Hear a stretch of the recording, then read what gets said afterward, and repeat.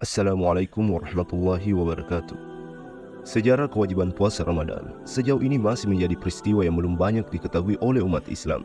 Sebagai salah satu rukun Islam yang dikerjakan satu kali dalam setahun ini, ternyata memiliki sejarah yang cukup panjang dan unik. Umur ibadah puasa sama tuanya dengan umur manusia karena merupakan salah satu dari 3 ibadah tua lainnya selain sholat dan kurban. Jadi, tidak hanya untuk umat sekarang saja diwajibkan untuk berpuasa, namun juga umat sebelum zaman Nabi Muhammad SAW. Sebelum kita lanjut, silahkan subscribe channel kami agar tidak ketinggalan video-video menarik lainnya. Tercatat awal pelaksanaan puasa pertama kali dilaksanakan oleh Nabi Adam alaihissalam. Dikisahkan dalam tafsir Ibnu Katsir bahwa Nabi Adam puasa selama 3 hari tiap bulan sepanjang tahun. Riwayat lain mengatakan bahwa Nabi Adam berpuasa tiap tanggal 10 Muharram sebagai ungkapan rasa syukurnya lantaran Allah Subhanahu wa Ta'ala telah mengizinkannya bertemu atau berjumpa dengan istrinya Siti Hawa di Jabal Rahmah Arafah. Dijelaskan dalam hadis riwayat Ibnu Abbas radhiyallahu an bahwa ketika Nabi Adam alaihissalam diturunkan ke muka bumi, seluruh tubuhnya terbakar oleh matahari sehingga tubuhnya menjadi hitam atau gosong. Kemudian Allah Subhanahu wa Ta'ala memberikan wahyu kepadanya untuk berpuasa selama 3 hari berturut-turut, yaitu tanggal 13, 14, dan 15. Ketika berpuasa pada hari pertama, sepertiga badannya menjadi putih.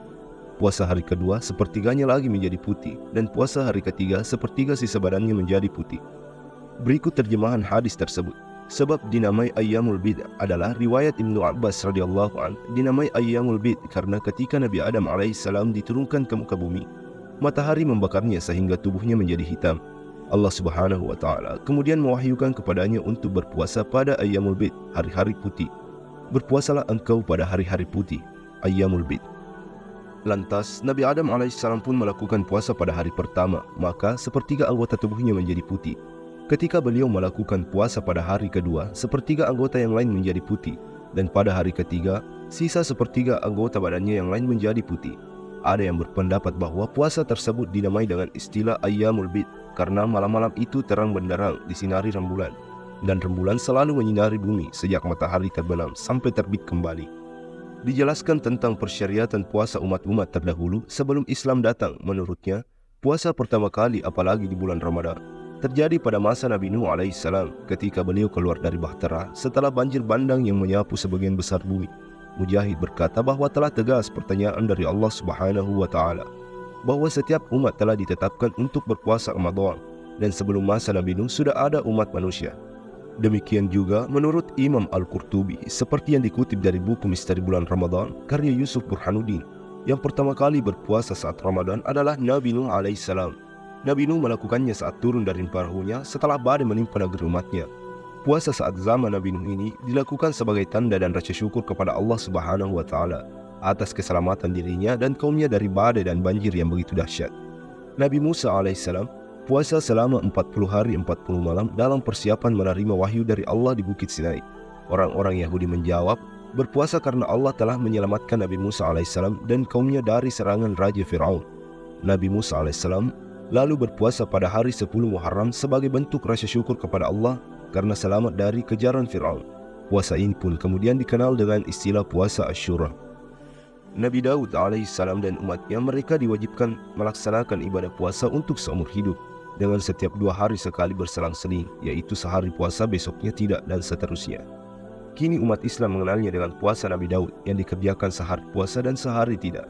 Praktik yang dilaksanakan Maryam adalah ibunda Nabi Isa Al-Masih. Dalam persyaritannya pada zaman sebelum Islam datang juga terdapat puasa. Hal ini sebagaimana ayat khusus dalam Al-Quran yang juga disebutkan dengan istilah Maryam, yang artinya, maka makan, minum dan bersenang hatilah kamu. Jika kamu melihat seorang manusia, maka katakanlah, sesungguhnya aku telah bernazar puasa untuk Tuhan yang Maha Pemurah, maka aku tidak akan berbicara dengan seorang manusia pun pada hari ini. Quran Surah Maryam ayat 26. Maryam saat itu tidak menjawab dengan perkataan, maka beliau hanya diam. Lalu Maryam hanya menunjuk kepada Nabi Isa anaknya itu. Lantas sejarah mencatat, lalu Nabi Isa yang masih bayi itu pun menjawab semua pertanyaan kaumnya. Itu dalam Islam dianggap sebagai mukjizat Nabi Isa, bisa berbicara sejak bayi atas izin Allah Subhanahu wa Ta'ala. Demikian juga halnya bahwa ibadah puasa telah dikenal oleh orang-orang zaman dahulu dari bangsa Mesir dan India. Juga dikenal oleh bangsa Yunani dan Romawi, jadi sejarah puasa sangatlah tua.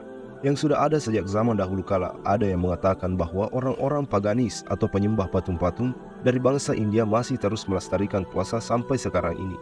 Hanya saja, tentu bukan karena Allah, namun untuk menenangkan dan mencari keridhaan sesembahan-sesembahan mereka. Bila mereka merasa bahwa mereka telah melakukan hal yang mengundang murka sesembahan-sesembahan mereka, begitu pula kaum Yahudi dan Nasrani masih terus melestarikan puasa hingga saat ini. Selain itu, ada juga puasa yang dilakukan dalam Katolik dan Yahudi. Keduanya sudah melakukan puasa yang tentu saja berbeda dengan puasa yang dilakukan umat Islam hari ini.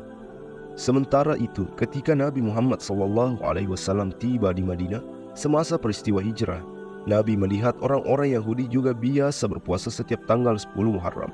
Dalam sejarah Islam, saat Nabi Muhammad SAW berhijrah ke Madinah juga melihat orang-orang Yahudi berpuasa pada 10 Muharram tersebut. Mereka berpuasa karena pada 10 Muharram Allah menyelamatkan Nabi Musa dan kaumnya dari serangan Fir'aun. Nabi Musa bersyukur kepada Allah dengan cara melaksanakan puasa tersebut. Masyarakat Arab yang menganut agama Kristen sebelum datangnya Islam juga memiliki tradisi melaksanakan ibadah puasa. Tradisi puasa tersebut dilakukan selama 50 hari. Namun, caranya berbeda dengan pelaksanaan puasa Ramadan atau puasa Asyura. Karena dalam puasa umat Kristen tersebut diperbolehkan makan dan minum kecuali daging, telur, dan susu. Ketika puasa pertama kali diwajibkan kepada umat Islam, maka tidak seperti puasa kita pada saat ini. Menurut pendapat yang kuat, ada beberapa tahapan-tahapan atau model puasa sejak disyariatkannya hingga saat ini, yaitu diantaranya. Tahapan pertama, wajib puasa Asyura 10 Muharram. Dahulu, hukum puasa Asyura wajib, bahkan orang Yahudi juga berpuasa pada waktu itu. Dalam riwayat Ibnu Abbas radhiyallahu an, ketika Nabi Muhammad SAW memasuki kota Madinah Al-Munawwarah, beliau mendapati orang-orang Yahudi berpuasa. Maka ketika ditanyakan sebabnya, orang-orang Yahudi berkata yang artinya, ini adalah hari yang agung, yaitu hari ketika Allah menyelamatkan Musa dan menenggelamkan Fir'aun. Lalu Nabi Musa berpuasa sebagai wujud syukur kepada Allah. Mendengar hal itu, maka Nabi Muhammad SAW mengatakan bahwa beliau dan umat Islam lebih utama mengikuti Nabi Musa AS daripada orang-orang Yahudi. Maka pada hari itu, hari Asyura, Nabi Muhammad SAW berpuasa dan memerintahkan para sahabat untuk berpuasa. Tahapan kedua, puasa Ramadan diwajibkan. Setelah syariat wajibnya puasa Asyura, maka tahapan selanjutnya adalah diwajibkannya puasa Ramadan.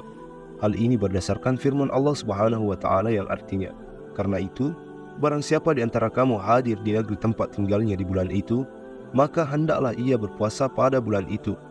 Quran Surah Al-Baqarah ayat 185.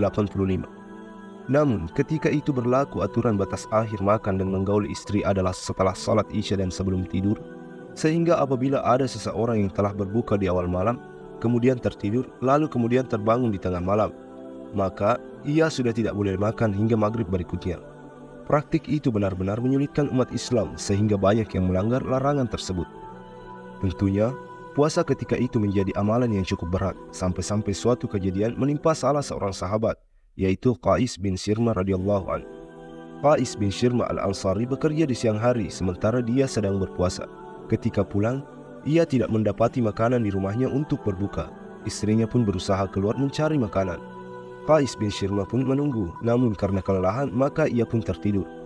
Karena aturan ketika itu tidak boleh lagi makan apabila telah tidur, maka ia pun kembali berpuasa esok hari tanpa berbuka. Ketika kembali bekerja keesokan harinya, ia pun akhirnya pingsan. Ketika sampai kabar tersebut kepada Nabi Muhammad SAW, maka turunlah firman Allah Subhanahu wa Ta'ala yang artinya, dihalalkan bagi kamu pada malam hari bulan puasa bercampur dengan istri-istri kamu. Mereka adalah pakaian bagimu, dan kamu pun adalah pakaian bagi mereka. Allah mengetahui bahwasanya kamu tidak dapat menahan nafsumu, karena itu Allah mengampuni kamu dan memberi maaf kepadamu. Maka sekarang campurilah mereka dan ikutilah apa yang telah ditetapkan Allah untukmu, dan makan minumlah hingga terang bagimu benang putih dari benang hitam, yaitu fajar.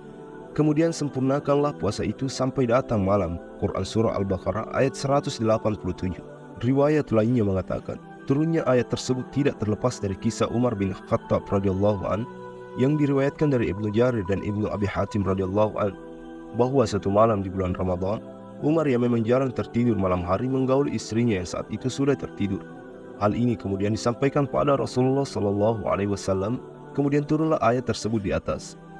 Tahapan ketiga, berubahnya aturan puasa. setelah turunnya sebagian firman Allah Subhanahu wa taala dalam surah Al-Baqarah ayat 187 tersebut, maka berubahlah aturan puasa. Aturan tersebut berbunyi bahwa batas akhir waktu berhubungan dengan pasangan makan minum di bulan Ramadan adalah sebelum terbit fajar, dan itulah yang berlaku hingga saat ini dan seterusnya. Jadi, dengan demikian bahwa pada awalnya umat Islam diberikan pilihan antara mengerjakan puasa Ramadan dan fidyah sebagai dendanya jika tidak melaksanakan puasa Ramadan. Hal ini disebutkan oleh Al-Quran pada surah Al-Baqarah ayat 183 sampai 184.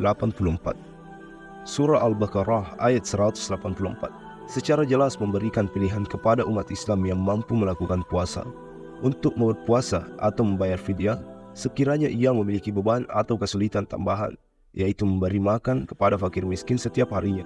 Meski demikian, pilihan puasa tetap lebih baik daripada fidyah. Prinsip pemberlakuan hukum secara bertahap merupakan manhaj Al-Quran.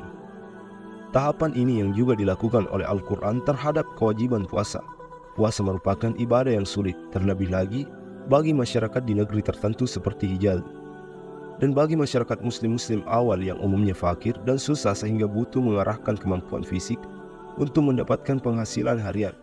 Ketika masyarakat telah terbiasa dengan ibadah puasa, Al-Quran menghapus pilihan fidyah tersebut melalui surah Al-Baqarah ayat 185. Al-Quran mewajibkan puasa Ramadan bagi mereka yang sehat dan mampu setelah sebelumnya memberikan pilihan kepada mereka untuk berpuasa atau menggantinya dengan fidyah. Mari kita terus merenungkan dan menghargai sejarah yang kaya dan makna yang mendalam di balik ibadah puasa bulan Ramadan, sebagai pengingat akan nilai-nilai kesabaran, kasih sayang, dan pengorbanan yang selalu menjadi cahaya dalam perjalanan kita menuju kedewasaan spiritual. Jangan lupa like, bagikan, dan subscribe untuk mendapatkan konten-konten Islami yang bermanfaat lainnya. Sampai jumpa di video berikutnya. Wassalamualaikum warahmatullahi wabarakatuh.